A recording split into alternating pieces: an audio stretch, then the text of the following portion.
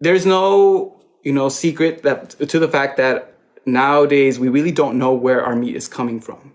And the few, images that we have or documentaries that are available, we see that the meat is not the best quality. And not to mention that it also contributes to, negative impact on our environment. But I will say that if you buy locally sourced meat, if you're able to, which tends to be expensive, but if let's say you're able to afford it and you're able to identify, locally sourced meat, animals that are raised, in a humane condition, they have access to grass, to the sun, you can essentially have, meat that is healthy, right?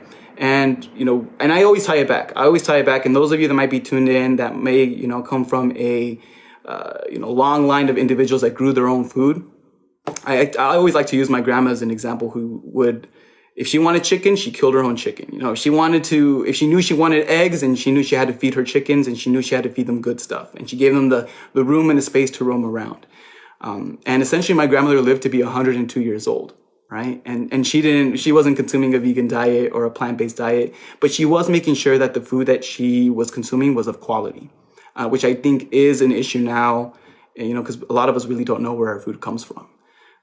But the documentaries that are out that portray the meat industry in this negative light, I always like to say there's two sides to the story, but we do know that a lot of these animals are living in inhumane conditions. And if that's something that you feel, I want to do something about it, definitely cutting back on animal products can aid in that.